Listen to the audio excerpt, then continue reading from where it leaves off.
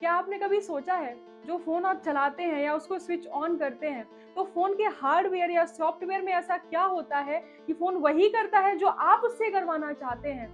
कैसे फोन की स्क्रीन पर विजुअल्स के थ्रू वही चीजें आती हैं जो आप देखना चाहते हैं, समझेंगे आज के इस वीडियो में। लेकिन दोस्तों ये समझने से पहले हमको समझना होगा फोन के बेसिक्स को, जिसमें आता है सीपीयू यानी कि सेंट्रल प्रोसेसिंग यूनिट, जिसको प्रोसेसर भी कहा जाता है, जीपीयू यानी कि ग्राफिक प्रोसेसिंग यूनिट, जिसको ग्राफिक कार्ड भी कहा जाता है, और फोन का ऑपरेटिंग सिस्टम जिसमें आता है आईओएस और एंड्रॉइड। तो सबसे पहले हम बात करेंगे फोन के ऑपरेटिंग सिस्टम के बारे में। इसका मेन फंक्शन होता है फोन के हार्डवेयर और सॉफ्टवेयर के बीच होने वाले इंटरेक्शन को कोऑर्डिनेट करना। ऑपरेटिंग सिस्टम कंप्लीटली एक सॉफ्टवेयर कंपोनेंट है और इसको कोडिंग के माध्यम से डेवलप किया जाता है। एंड्रॉइड एंड आईओएस इसी के एग्जांपल है। तो अब हम बात करेंगे सीपीयू यानी कि प्रोसेसर के बारे में।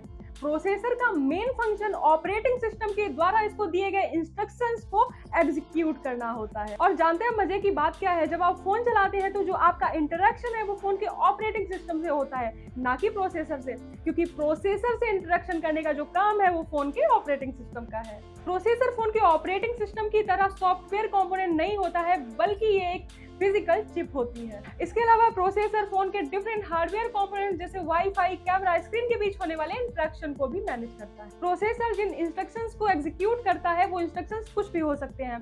फॉर एग्जांपल, फोन में किसी ऐप को खोलना, उनके अंदर किसी वीडियो को चलाना, या फोन में कुछ भी सर्च करना, या कोई भी एक्टिविटी जो आप उससे चाहते हैं। प्रोसेसर में एक प्री प्रोग्राम्ड माइक्रो कोड होता है जिसको कोडिंग के माध्यम से डेवलप किया जाता है। जब ये डेवलप हो जाता है तो इसको फोन के प्रोसेसर में इंस्टॉल कर दिया जाता है।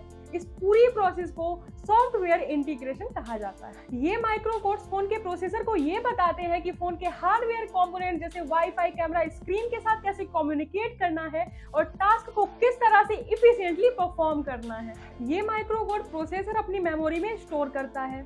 ये मेमोरी जितनी ज्यादा होती है, माइक्रो कोड उतने ही ज्यादा लोड किए जा सकते हैं और प्रोसेसर उतना ही ज्यादा पावरफुल बन जाता है और उतने ही ज्यादा सॉफ्टवेयर और एप्लीकेशंस को सपोर्ट करता है। और इसीलिए आपने देखा होगा अलग अलग प्रोसेसर्स की क्षमता अलग अलग होती है। क्वेलकम स्नैपड्रैगन एक कॉमनली यूज किए जाने वाला प्रोसेसर है जिसको क्वेलकम नाम की एक अमेरिकन कंपनी ने डेवलप किया है, और ये प्रोसेसर आपको एमआई, सैमसंग या OnePlus जैसे फोन में आसानी से देखने को मिल जाएगा। ऑपरेटिंग सिस्टम और सीपीयू को समझने के बाद हम जानेंगे जीपीयू यानी कि ग्राफिक प्रोसेसिंग यूनिट के बारे में। ये सिर्फ एक काम में स्पेशलिटी रखता है कि फोन पर आपको जो विजुअल्स दिखते हैं वो आपको अच्छे से अच्छे दिखें। इसको आप फोन का आर्टिस्ट भी मान सकते हैं। जीपीयू का एग्जांपल है एड्रेनो, जिसको क्वेलकम नाम की कंपनी ने डेवलप किया है। जिन फोन्स में स्नैपड्रैगन नाम का प्रोसेसर होता है उन्हीं फोन्स में आपको ये जीपीयू देखने को मिल जाएगा, क्योंकि दोनों को सेम कंपनी ने डेवलप किया है। तो इतना सारा बेसिक समझने के बाद में अब आप तैयार हैं वो जानने के लिए जिसकी वजह से हम इतनी देर तक रुके हुए थे।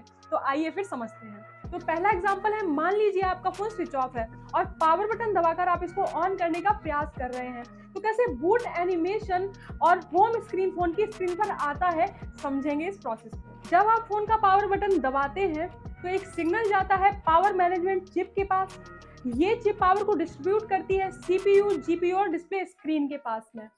सीपीयू बूटअप प्रोसेस को शुरू करता है जिसके अंदर ऑपरेटिंग सिस्टम लोड होना शुरू हो जाता है, और जब ऑपरेटिंग सिस्टम फुल्ली लोड हो जाता है तो ये सिग्नल भेज देता है जीपीयू को फोन की डिस्प्ले स्क्रीन को इनिशियलाइज करने के लिए, और बूट एनिमेशन फोन की डिस्प्ले स्क्रीन पर आ जाता है। अब मान लीजिए आपने फोन ऑन कर लिया है और आपको होम स्क्रीन दिख रही है, और अब आप किसी ऐप को ऑन करके कोई मूवी देखना चाहते हैं। तो ये प्रोसेस कैसे होगी, जानते हैं इसके बारे में।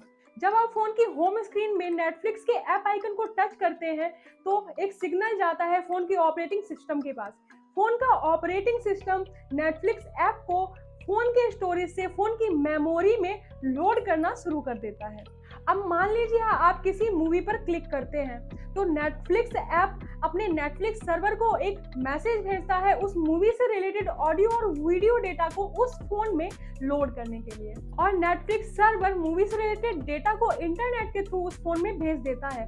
इसीलिए जहां पर इंटरनेट की स्पीड हाई होती है वहां पर मूवी जल्दी लोड हो जाती है, और जहां पर इंटरनेट की स्पीड स्लो होती है वहां पर मूवी लोड होने में टाइम लेती है। तो दोस्तों बधाई हो आपको 3 चीजों के लिए। पहला कि आप मूवी देख रहे हैं, दूसरा कि आपने ये पूरी प्रोसेस समझ ली है, और तीसरा कि वीडियो खत्म हो गया है। Thank you so very much.